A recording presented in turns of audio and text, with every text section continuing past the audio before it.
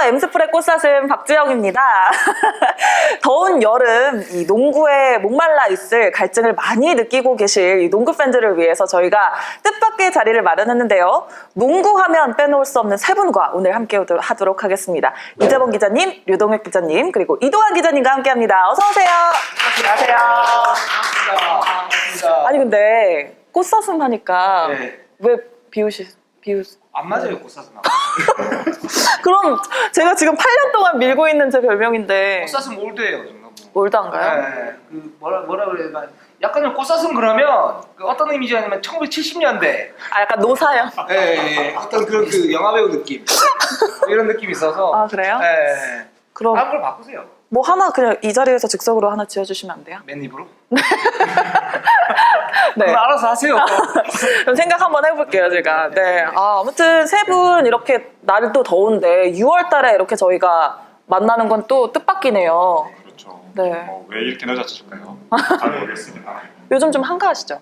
좀 한가하죠. 네. 뭐 농구도 끝났고. 음. 뭐 다른 일이 많긴 한데 일단 농구가 끝나니까 어디 뭐지 경기장 나갈 일도 별로 없고 물론 뭐 다른 걸 하긴 하지만 제 생각에는 농구 팬들도 아마 한 3, 4월, 5월 이제 플레이오프 끝나고 조금 이제 농구 정말 끝났구나 우리 선수들 잘 쉬어야지 하다가 6월, 7월 이맘때쯤에 제일 이제 빨리 농구장을 가고 싶다 하는 그런 열망이 폭발할 시기인 것 같습니다. 어떠세요? 예, 그렇죠. 그러니까 지금 이제 FA 시장도 다 끝났잖아요. 다 끝나고 사실은 국내 농구 소식을 들을 어떤 루트나 어떤 소스 자체도 별로 없는 시기이기 때문에 그래서 저는 그런 의미에서 저희 녹화가 약간 늦어진 게 오히려 농구 팬들에게는 더 낫지 않나. 예, 그래요? 예, 저는 그렇게 생각합니다. 긍정적이시네요. 예. 아니 NBA 보면 되죠. 오. 야구도 있고. 네. 그렇죠. 네. 야구 보시나요? 야구 보죠. NBA도 보고 야구도 봅니다. 요즘 난리 아닙니까 4강. 네. 그렇습니다. 제가 지난번에 이제 2018-2019 시즌 이제 프리뷰 진행하셨잖아요. 예. 잘 봤거든요, 박신영 아나운서랑. 이제 그때는 박상혁 기자님과 또 함께 하기도 했는데, 제가 보니까 그 프로그램 이름을 너무 즉석에서 아무렇게나 지은 것 같더라고요. 농기구? 뭔가요, 그게? 너무 올드해요. 너무 올드해요. 꽃사슴보다 더 올드해. 아니, 자, 꽃사슴 지금 꽃사슴이랑 비교할 문제가 아니라고요. 아니 자기가 네. 최양수 자기가 그렇게 지어놓고 뭐 농구를 사랑하는 뭐 기자들은 뭐 이렇게 뭐 지어놓고 아니 그때 일조 하셔놓고 이제 와서 어떤 제목이 어울릴까? 그래서 여러 가지 안들이 있어요. 첫 번째, 농부. 농부요? 농부? 농부? 농부. 농구, 공부. 두 번째, 농사. 농사. 우리가 농사꾼처럼 생기긴 했죠? 농구를 사랑하는 사람들이 하는 이야기이기 때문에 농사. 세 번째, 농구 기자들과의 구구절절 농구 이야기. 야. 농기구. 말 된다, 이거. 그러니까. 그래요? 이게 제 반응이 좋은데요? 그럼 농기구로 갈까요? 네, 좋아요. 네, 좋습니다. 네, 알겠습니다. 농기구. 저는 호미입니다. 나는 낫을 해야 되나? 여긴 쟁기고요. 저는 트랙터 하겠습니다, 트랙터. 지어놓고 근데 딱 이렇게 딱 조합을 하니까 굉장히 올드해. 그러니까 뭔가 이거 너무 올드하니까 좀 살려야겠다. 너무 올드해. 예. 그래놓고 자기는 정당 트랙터래. 좀 더 현대화된 거. 트랙터래. 좀 더 기계적인 거. 네. 그 상황에서 그 올드한 상황에서 좀 도회적으로 보려고. 너무한 거 아니에요? 어울리지 않았고 제가 시청자의 입장으로 봤을 때 이 농기구라는 단어 듣자마자 클릭하기가 싫었거든요.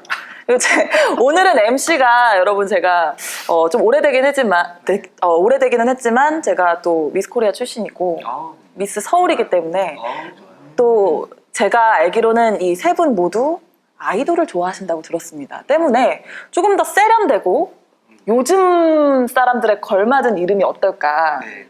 그래서 준비하셨어요? 네. 해봐요.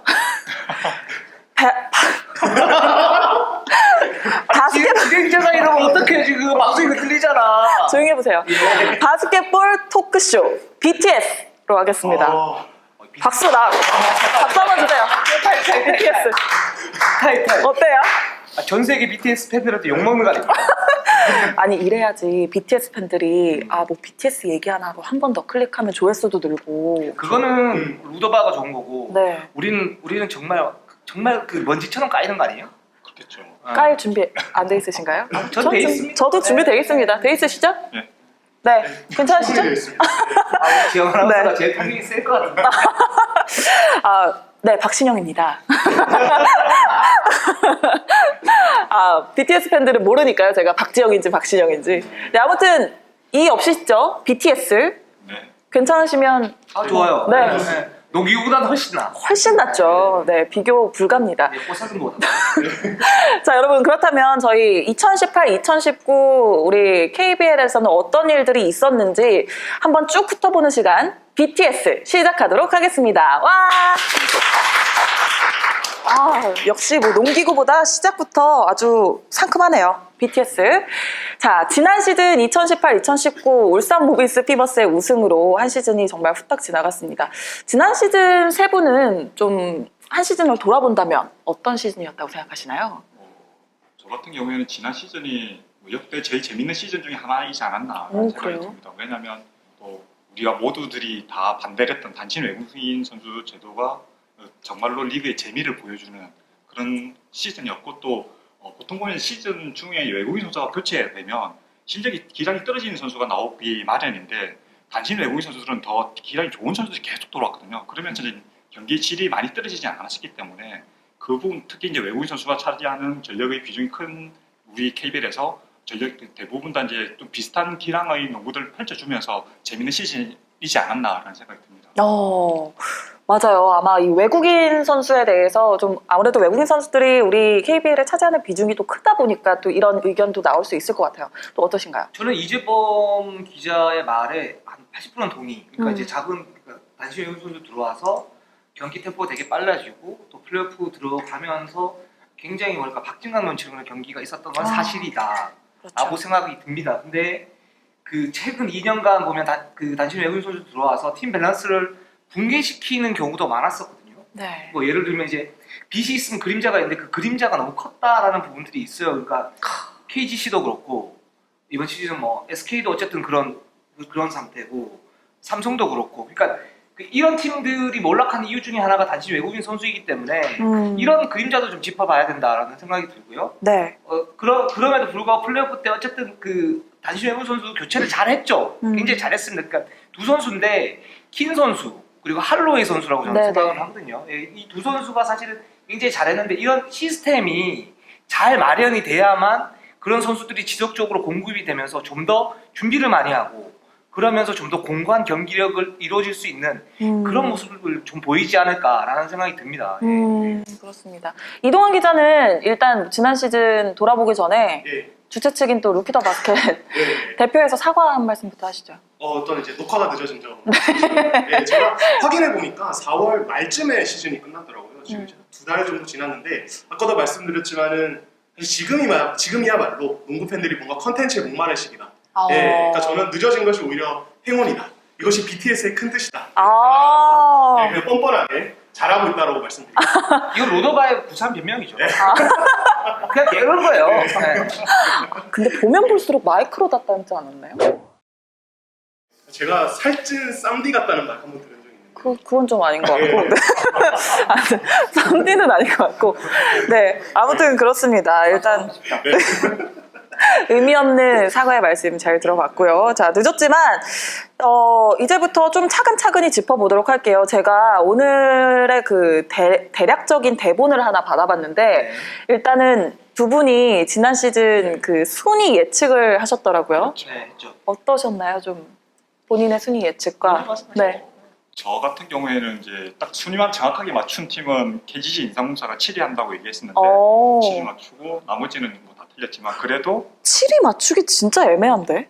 근데 뭐 어떻게 하다 보니까 그렇게 된 거고 뭐 플레이오프 진출하는 6팀 중에 5팀은 맞추고 한 팀은 틀렸는데 보통 이제 예상이 빗나가야지 그 재밌는 거잖아요. 그래서 뭐 틀리는데 좀 더 의미를 두고 하지만 지금 저희들이 이 순위가는 좀 미국보다는 다 좀 더 자세하게 좀 들어가서 좀 얘기를 한다 그러면 네. 좀 더 왜 그런 예상을 했는지 그리고 또 왜 또 그런 결과가 나는지 얘기를 또 할 수 있을 것 같습니다. 네, 그러기 전에 저는 그냥 뭐 틀렸는지 먼저 짚고 갈래요.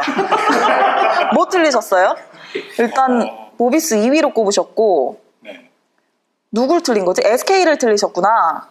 SK를 4위로 꼽으셨네요. 그렇죠. 왜요? 되게 싫어하시나요? SK 틀린 거 구차하게, 네. 뭐 외국인 선수 2명이 지금 이제 경력 선수를 뽑았었는데 제가 예상했을 땐 문경환 감독이 예전에 경력 선수를 뽑았을 때 성적이 좋았었거든요. 네. 네, 그래서 이제 이번에도 뭐 물론 헤인즈가 부상이긴 하지만 지난 시즌에 포워드들이 좀 괜찮았고 그 예전의 사례를 좀 들면서 플레이오프는 최소한 나가지 않을까 라는 예상을 했는데 틀렸습니다. 완전히 빗나갔죠. 그렇다면 류동혁 기자는 어느 부분이 KGC 인삼공사를 5위로 말씀하셨군요. SK를 3위로 꼽았는데 네. 틀린 부분이 있는데 많이 틀리셨네요. 근데 제가 삼성 10위를 맞췄습니다. 와, 삼성 팬들이 저한테 좀 비판을 하게 됐어요. 야, 시즌 전에 왜 이렇게 초를 치냐? 10위가 뭐냐? 근데 제가 와. 분석했는데 그렇게 나오는데 어떡해요? 네. 정확히 맞췄습니다. 잘하셨네요. 거의 뭐 1위. 사과하세요, 삼성 팬들. 아니, 근데 네. 굉장히 자부심 있게 10위를 맞췄다라고 말씀을 해주셨는데 지금 보니까 1위랑 10위 빼고 다 틀리셨어요. 근데 세부적으로 들어가면 네. 제가 정말 많이 맞췄어요. 뭘 맞추셨다고? 저는 이번 방송 준비하면서 그 경기를 다시 왜 우리 농기구 구 BTS 네. 네. 농기구 말 더듬지 마시고. 거기서 이제 한 방송을 이제 보면서 이게 봤는데 세부적인 게 제가 다 맞은 거예요. 오. 나 소름 끼쳤어요, 진짜. 야, 이렇게 잘 맞춰도 되나? 아, 그래요? 그거는 제가 세부적으로 얘기를 할 때 다 말씀드릴게요. 겉만 보지 마십시오, 여러분. 네. 여러분의 판단은 여러분께 그리고 또 맡기겠습니다. 하나는 뭐냐면 이지범 기자하고 박상혁 기자는 굉장히 성의 없게 순위를 갖다 매겼어요, 사실. 그래요? 이지범 기자는 1위도 예측을 안 했죠, 8위도 예측을 안 했죠. 그러니까 빈칸이 좀 네, 있네요. 박상혁 기자는 여기 막 듀얼로 했어요. 막 양당이 무지하게 거쳤어요. 뭐 5위 전자랜드 KGC, 7위 LG, SK. 이게 뭐야? 그러니까. 저는 정확하게 1위부터 10위까지 삼성 10위, 1위 모비스, 머리부터 발끝까지. 그래서 지금 방송 농기구 할 때 가장 반발을 지금 하고 있지만 네. 그때 가장 적극적으로 나선 기자가 유동혁 기자였거든요. 그럼 어떡해요, 그 상황에서. 저희들은 이제 갑자기 박신영 아나운서가 시키는 대로 정말 생각 없이 막 대답을 했었는데 저거는 박신영 아나운서에 딱 꽂혀가지고 정말 집중을 하면서 1위부터 10위까지 꽂혀가지고 대답을 했거든요. 그게 아니라 자, 이게 프로입니다. 저는 주어진 상황에 최선을 다하는 게 프로입니다. 네네. 지금 잠시만요. 웃긴다고 진행 안 하시겠어요? 아, 진짜. 할 거 아니에요. 잠깐 가만히 있어보세요. 박신영, 잠깐만요. 유동혁 기자. 네? 박신영에 꽂혀서 순위를 예측했다. 여기에 대한 좀 변명을. 말도 안 되죠. 그러니까 그런 부분이 있었어요. 방송 전에. 박신영이 보고 있다. 박시영 보고 있다. 영상 편지 써야 돼요. 지금 보고 있어요. 볼 수도 있어요. 챙겨보기 때문에. 방송 전에 이제 얘기는 없었어요. 근데 이제 순위를 좀 이렇게 다 이렇게 얘기를 해달라라고 이제 즉석으로 얘기를 하시더라고요. 그래가지고 저는 이제 급하게 이렇게 막 쳤죠. 급하게 쳐가지고 제 나름대로 이제 큰 걸로 해서 1위부터 10위까지 저는 다 이렇게 했던 거고. 네. 그러니까 저는 프로고. 네? 두 분은 그냥 아마추어다. 그렇죠. 네. 그렇죠. 뭐 인정하시는 거예요? 네, 아마추어 맞습니다. 또 저렇게 너는 그냥 얘기를 해라. 난 그래. 그냥 나는 받아줄게. 마인드신 것 같아요. 난 유머인데 이거 다큐로 봐가지고 난 쓰레기네. 네, 쓰레기 되셨습니다. 아무튼 지난 시즌 전에 이제 프리뷰 농기구였죠. 구 BTS 때 예측을 해주셨던 순위는 뭐 거의 빗나가다시피 했고요. 이제 거기에 대한 좀 해명 아닌 해명을 들어보는 시간을 갖도록 하겠습니다. 일단 저희 이동환 기자님은 사실 박상혁 기자님이 대신 나오셨기 때문에 그때 순위를 꼽지 않으셨어요. 하지만 뭐 마음속에 있었겠죠? 그렇죠. 네, 어떠셨나요? 좀 맞았나요? 일단 박상혁 기자 많이 틀렸는데 사과부터 해야 되잖아요. 그니까요. 오늘 똥치료로 나온 거 아니에요? 대신. 박상혁 기자. 네. 네, 제가 어떻게 또 선배님을 까겠습니까? 하지만은 막상 표를 보니까 너무 많이 틀려서 어떻게 실드를 칠 수가 없네요. 네, 제 것도 아닌데 뭐 굳이 변명해야 되나 이런 생각을 하게 근데 이 됐는데 표를 보고 야 이거는 정말 이해가 안 간다는 순위. 저는 삼성을 어떻게 6위에 놓으셨나? 저는 이거는 정말 말이 왜냐면 저는 사실은 KCC 2위는 저도 비슷한 생각을 했었어요. 사실 KCC가 그만큼 기본 전력이 강하다는 생각을 했었는데 삼성 같은 경우는 외국 선수 계약 당시에도 그 금액에 대한 이야기들 기자들 보면 이런 것들도 좀 좋은 영입을 하진 않았다. 기본 또 국내 선수들이 노세와 이런 문제도 있어서 전력이 그렇게 좋지는 않을 것이다라는 얘기를 많은 기자들이 또 많은 농구 팬들이 했었거든요. 네. 근데 이렇게 6위에 놓으신 걸 보니 조금 많이 의아하네요. 제가 그때 지난 방송 때 다 얘기했던 부분들이에요. 예, 역시, 예. 괜찮으시겠어요, 사회생활? 예. 아니, 괜찮습니다. 만나봐요.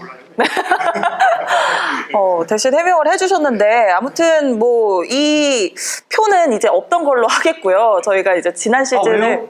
제가 다 세부적으로 많이 맞췄는데. 알겠어요. 그럼 예, 가지고 가요. 우리.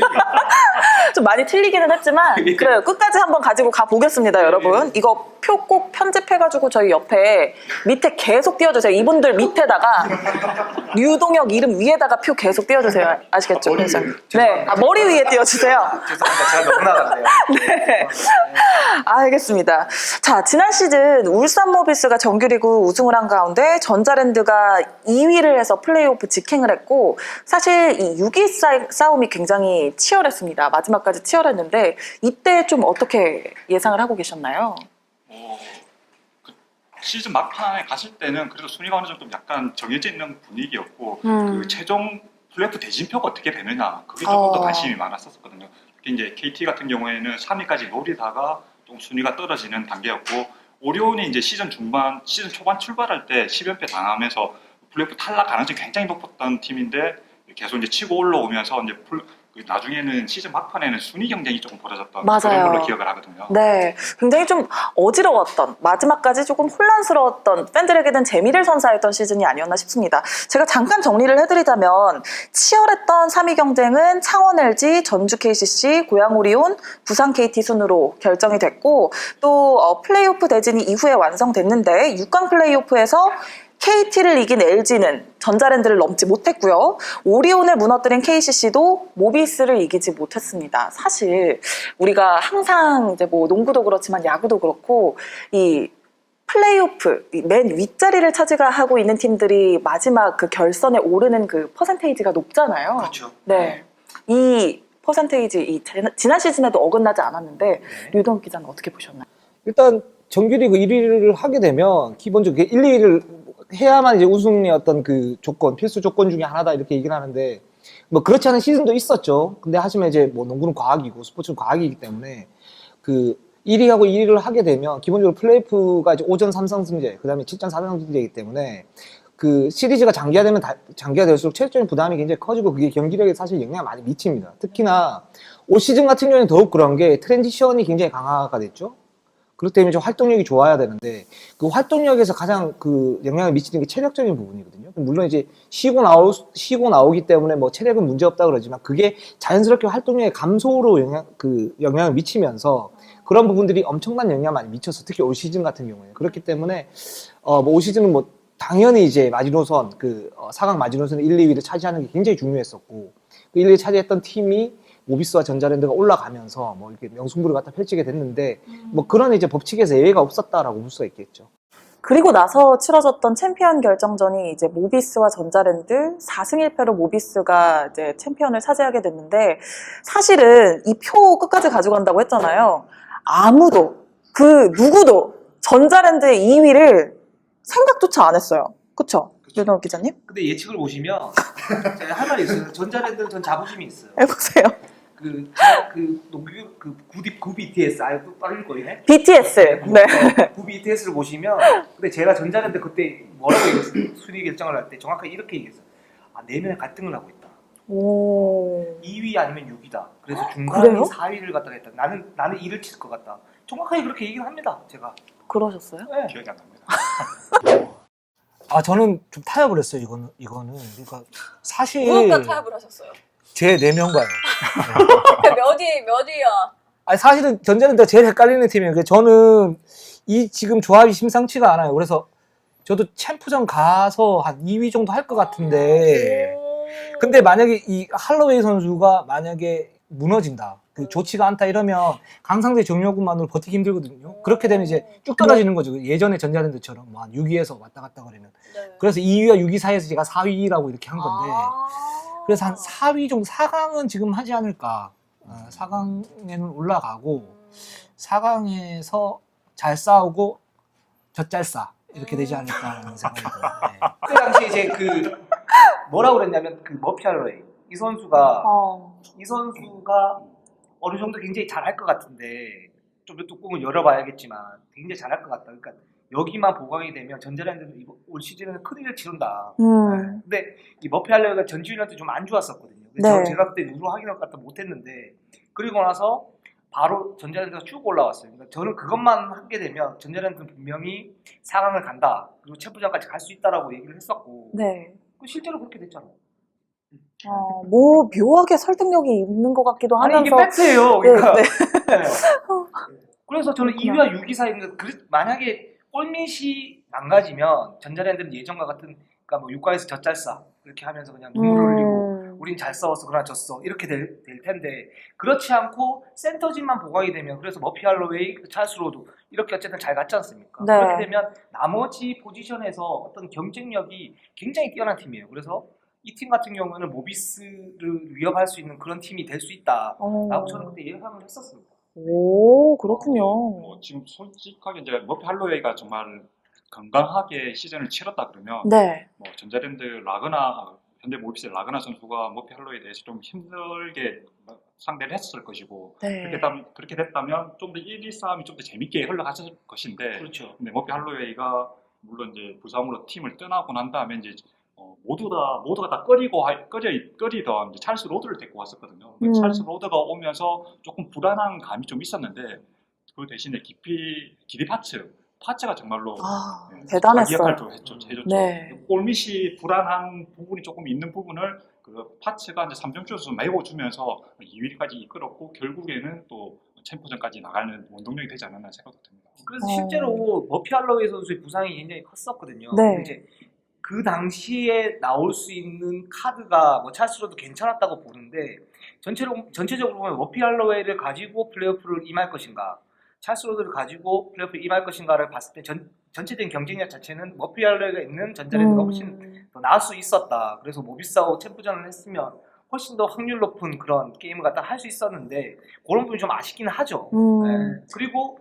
머피 할러웨이가 없고 이제 찰스로드가 나오면서 그러니까 파츠에 대한 어떤 공수의 부담감이 좀 많아졌어요. 저는 그 부분이 물론 이제 어깨 부상으로 이제 나왔는데 네네. 그런 부분도 어떤 그 체력적인 부분에 부담을 주면서 그런 이제 부상의 확률을 갖다 좀 높인 게 아닌가라는 생각을 제가 개인적으로 좀 하고 있습니다. 뭐 결과론적이긴 하지만 그렇다면 이 4승 1패에 대한 그 전자랜드의 그 마지막 불태움 4승 1패에 대한 생각은 어떠신가요? 근데 전자랜드 입장에서는 저는 조금 억울할 수 있다고 봐요. 이 스코어가 왜냐하면 2차전에서 기디 파츠가 부상을 당했고 3차전은 외국 선수 한 명으로 경기를 치렀었거든요. 그러니까 사실은 프로 KBL의 특성상 외국 선수 한 명이 차지하는 비중이 굉장히 높고 방금 이제 이재범 기자께서 말씀하신 기디 파츠가 사실상 할로웨이 부상 이후에는 어떻게 보면 외국 선수진을 이끈 선수였기 때문에 이 선수가 챔피언 결정전 도중에 아웃되고 아예 못 나왔다. 이것은 사실 전자랜드 입장에서는 그냥 전체적인 큰 틀 자체가 좀 무너질 수 있는 상황이었거든요. 그래서 저는 오히려 그런 상황에서도 이제 투할로웨이가 합류한 4차전과 5차전을 좋은 내용으로 경기를 치른 것이 저는 오히려 좀 칭찬해주고 싶은 물론 결과적으로는 지긴 했지만 저는 그렇게 평가를 하고 싶습니다. 투할로웨이 선수가 잘하긴 했는데 기디 파츠 선수가 없어지면서 모비스가 부담감을 좀 많이 던 게 사실이에요. 이게 전술적으로 보면 이제 1차전 끝나고 난 다음에 모비스가 연습을 합니다. 어떤 2차전 준비를 하냐면 기디 파츠가 안쪽에서 잡아가지고 포스트업 공격하는 그리고 거기에 따른 이제 옵션에 대한 수비를 하는데 그 수비를 이대성이나 오영준이나 이런 선수들이 정확하게 막을 수 없다라고 생각을 해서 순간적으로 라거나 선수가 가운데 들어가면서 지역방으로 변환을 시켜요. 그 수비가 2차전에 많이 나왔었거든요. 그러니까 어느 정도 먹혔었고. 그러니까 그 정도로 기디파츠에 대한 어떤 존재감이 모비스 수비의 어떤 전체적인 틀을 바꿀 정도로 좀 이제 존재감이 있었었고. 근데 파츠 선수가 나가고 난 다음에 투할로웨이 선수 들어왔지 않습니까? 그 선수는 굉장히 잘했어요. 잘했는데 그리고 타짜 기질도 있고 그랬는데 이 선수가 어떤 선수가 좀 비슷하냐면 4강에서 만났던 마커스 키나하고 좀 비슷해요. 석점을 굉장히 폭발적으로 던지고 근데 그런 수비는 모비스가 KCC하고 4강전 때 이미 다 세팅이 된 상태이기 때문에 그 수비에 대해서는 이제 그런 수비는 이제 계속 가지고 가면서 좀 더 안정적으로 할 수 있었던 거죠. 그렇기 때문에 기디파츠 선수의 어떤 부상 공백이 이런 부분에서 내부적으로 보면 모비스 쪽에서는 좀 더 그 이득이 되는 그런 모습이 있었습니다. 파츠 선수 선수의 존재감이 얼마나 컸었는지 지금 이야기를 해보니까 좀 더 느낄 수가 있었는데 뭐 파츠 선수를 뭐 차치하더라도 이 플레이오프 기간 동안 가장 존재감을 드러냈던 선수, 기억에 남는 선수 한 분씩 꼽아주시죠. 그러면 전자랜드 이대원 선수가 맞아요. 조명 근육맨. 네, 그렇죠. 지금 특히 전자랜드에서도 상무 갔다 오면 선수들이 대부분 다 조금 좀 자기 기량을 발휘 못하는 경향이 좀 많거든요. 근데 왜 그래요? 군대 갔다 오면? 그게 왜냐면 병장 되면 좀 아무리 관리를 한다고 하더라도 조금 이제 소홀할 수밖에 없는 상황이기 때문에. 그리고 또 그 상무에서 만나는 팀들이 D리그 상대 팀을 만나거든요. 그러니까 상대적으로 또 대학 팀들 만나서 농구 대잔치 때 게임을 하고 네네. 상대적으로 자기 설렁설렁 뛰어도 충분히 크게 이길 수 있는 상대를 만났는데 프로에 오면 그것보다 훨씬 강도가 높은 수비와 체력을 요구하는 그런 경기를 할 수밖에 없거든요. 그러다 보면 경기력이 떨어질 수밖에 없는 건데, 근데 전자랜드 같은 경우에는 이대현 선수를 굉장히 늦게 4강 때 투입이 가능한 선수인데, 근데 그 선수를 갖다 동독을 했고, 근데 그게 운 좋게 군복 기간이 단축되면서 플레이오프부터 이제 출전을 시킬 수 있었고, 근데 그리고 또 이제 플레이오프부터 출전시킬 때 정말로 이제 정말 필요한 선수라 생각을 해서 몸 관리 철저하게 시켰거든요.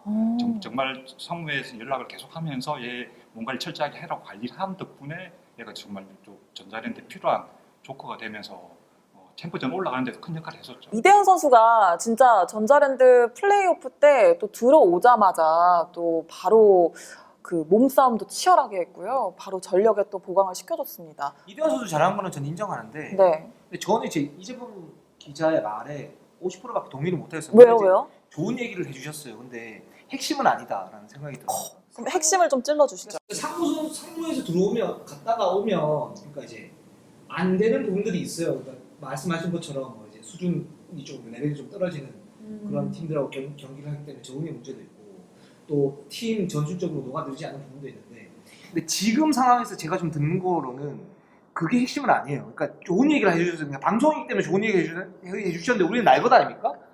완전 날 거죠. 이유도 알고 있을 걸 분명히. 아니 이승현이나 맞아요? 이대호는 잘하는데 왜 다른 선수는 못해? 그리고 왜 부상을 당했을까요? 왜일까요? 글쎄요, 저도 잘 모르겠어요. 그러니까 훈련하고 게임을 하지 말라고요. 농구를 하라고. 지금 누구한테 말씀? 상무 선수들한테요. 네. 농구를 좀 열심히 하세요. 군대 가서. 물론 군대 가니까 힘든 거 이해해요. 저도 군대 갔다 왔는데. 네. 어디 다녀오셨어요? 예, 저는 카투사, 동두천 갔다 왔는데. 네, 저 갔다 왔는데 상무 가서 거기서 기량을 갖다 늘려와야 될 거 아닙니까? 그러니까 아니면 기본적으로 유지를 하고 와야 될 거 아니에요. 근데 뭐 제가 듣는 얘기로는 컨셉트가 부족하대요. 그러니까 배터리 끼우는 그게 여기까지만 얘기할게요. 근데 가서 농구를 하실 때 몇몇 그 좋은 예들이 있어요. 예를 들면 조성원 선수 같은 경우에는 캥거루 슈터 아닙니까? 네. 그 선수가 군대에 있을 때 2단 뛰기를 매일 300개씩 해가지고 점프가 그렇게 늘었다라는 얘기가 있고 또 뭐 예를 들면 이대원 선수도 그런 거죠. 이대원 선수는 그냥 자기가 굉장히 열심히 한 거예요. 네, 그 티가 난 거죠. 네, 그리고 그 선수는 뭐 웨이트 중독자라고 얘기할 정도로 그렇게 잘하는 거예요. 양동근도 그랬고. 그러니까 그렇게 하셔야 됩니다. 근데 대부분 그렇게 안 해요. 그래서 지금 동티가 나는 거예요. 핵심은 그거 아니에요, 사실. 제 말이 맞습니까? 맞아요. 솔직하게 얘기하면 뭐 그런 부분이 있고, 그리고 또 이제 뭐 이대성 선수라든지 뭐 이규섭 선수 같은 경우에 상무에서 이제 3점 슛을 익혀서 나왔었고, 아 그렇죠. 그 두 선수도 잘했죠. 네. 이대성 선수는 이훈재 감독이 이제 지금은 또 여자농구를 갔지만 그 오랫동안 상무농구단에 있었는데 이대성만큼 열심히 훈련한 선수는 뭐 상무에서 못 봤다라고 할 정도로 정말 그렇게 열심히 했는데. 근데 그 외에 다른 선수들 얘기가 들리는 거 보면 그 정도는 아닌 걸로. 이규섭 선수도 상무 가서 사실은 그때 장신 센터들한테 치이면서 내가 3점 슛을 갖다 장착을 해야겠다. 그래서 와서 이제 대표적인 3점 슈터가 됐고 또 국가대표까지 뽑혔었죠. 네. 이제 그런 예를 보고 배우라고요. 그러니까 카투사 출신 유동혁 기자가 전하는 상무 선수들에게 전하는 영상 메시지입니다. 네. 또 영상 편지인가요? 네네, 전해주시죠. 그러니까 농구를 많이 하세요. 그러니까. 네. 제가 듣기로는 이제 상무 자체가 시즌 일정 자체가 일반적인 이제 프로에서 뛰는 선수들에 비해서 일정 자체가 적다 보니까 더더욱더 몸을 만들기 쉽지 않은. 그러니까 물론 본인들의 의지가 약한 것도 있지만 저도 그런 거 많이 들었는데. 그러니까 훈련을 해야지 왜 게임을 하냐고. 그렇죠. 예. 이 게임이 경기를 말하는 게 아닙니다. 이거 편집하지 마세요. 예. 그렇죠. 예. 네. 그리고 아까 제가- 하고 계셨던 거 그런 거. 예. 네, 제가 이런 듣기로 모 선수는 이번 시즌 중에 한번 이제 휴가를 나와서 구단 사무실 찾아서 각서를 썼대요. 무슨 모 상무 선수는 관리를 잘 하겠다는. 전주먹 아니에요, 전주먹. 누구요? 얘기해보냐. 네, 저는 모 선수라고 전. 했습니다. 예. 어. 다 알고 있는데. 네, 그러니까 그런 일이 있었을 정도로 사실 상무에서 상무가 있으면 뭔가 더 뭔가 조용한 환경에서 관리 잘할 수 있지 않을까 네. 이런 생각을 하게 되는데 실제로는 그렇지 않다는 얘기를 훨씬 더. 아, 많이 근데 들었어요. 왜요? 예. 세 분도 다 군대 다녀오셨죠? 네. 군, 군대 가면, 저는, 네. 군대 가면 만사귀찮습니다. 아, 그래요? 저는 제가 여자라서 그런지 군대라는 그 시간이 너무 이게 버리면 아까운 시간이잖아요. 2년이라는 시간이. 막상 가보면 그런 생각 그래요? 자기 개발 진짜 열심히 할 것 같거든요? 배정 어떠셨어요? 선수가 이제 그런 케이스고 네. 실제로 본인 인생에서 가장 행복하고 중요한 시간이었다고 얘기하는 선수니까요. 그러니까 그렇게 잘 활용하는 선수도 있고 전혀 아닌 선수도 있는 거죠. 귀찮아져요? 가면? 그러니까 자율이 많이 있는 만큼 오히려 역설적으로 상무에서 그런 만큼 자기 의지가 되게 중요한 시기가 돼요. 이동환 기자도 그랬어요. 저는 면제라고 생각해요. 야. 생긴 건 해병대 나오고 네. 생겼어. 와이프가 또 면제라고. 아, 관상인가? 네. 면제 관상? 아유, 죄송합니다. 네. 아무튼, 네, 그렇습니다. 상무에서 다녀온 또, 아 근데 잠깐만 면제가 상무 얘기하면 안 되지. 네, 자격이 있으시니까요, 오늘 그럼 대신해서. 네, 저도 네. 뭐 그렇게 따뜻하지는 않습니다. 아, 아무튼 좀, 더 업그레이드 돼서 돌아오는 그 상무 선수들의 모습을 또 저희뿐만이 아니라 팬들도 너무 기대하고 있기 때문에 또 앞으로 제대하는 선수들의 기량 발전을 더욱더 응원하도록 하겠습니다. 그럼 류동혁 기자가 뽑은 플레이오프의 최고 스타는 누구였다고 생각하세요? 최고의 스타. 그러니까 최고의 스타는 저는 꼽기는 좀 힘들고, 네. 그러니까 이제 가장 꾸준했던 선수는 라구나 선수요. 그 다음에 굉장히 좀 센세이션을 했던 선수, 저 같은 경우에 마커스 킨 그리고 투할로웨이였어요. 저 예상에서 벗어난 그런 느낌. 그러니까 마커스 킨 같은 경우에는 저는 양동근이나 이대성이 어떤 수비에 많이 막혀서 좀 네. 3점 난사를 하면서 팀에 도움이 안 되는 그런 플레이를 하지 않을까라고 생각을 했었는데 3점 슛 감각이 너무 좋았고 그 3점 폭발력이 너무 좋아서 그러니까 공간이 약간만 나서 그냥 주저없이 던지는데 그게 다 들어가면서 사실 승부처를 좌지우지하는 그런 모습을 네네. 보였었잖아요. 그러니까 굉장히 예상 밖의 어떤 플레이를 펼쳤었고 그런 면에서는 굉장히 좀 인상적이었고요. 그 다음에 그 챔피언 결정전에서 이대현 선수 잘했지만 그 투알로이 선수 들어와가지고 사실은 게임 체인저 역할을 했었어요. 그러니까 이 선수가 처음에 들어와가지고 얼마나 그 역할을 갖다 할 수 있을까라고 생각을 했었는데 타차전에서 하는 거 보고 이 선수는 진짜 타짜다. 그러니까 게임을 좌지우지할 수 있는 그런 에이스. 듣고 보니까 할로웨이 선수 좀 대단하네요. 바로 그렇게 팀에 녹아들고. 그 선수가 시즌 처음부터 어떤 팀에 있었다면 그 선수가 아마 마커스 포스터와 쌍벽을 이뤘을 거라고 생각해요. 저는 개인적으로 스타라기보다는 좀 개인적으로 그냥 취재하면서 감동했던 선수는 누구요? LG 김시대 선수. 오, 네, 저는 개인적으로. 왜요?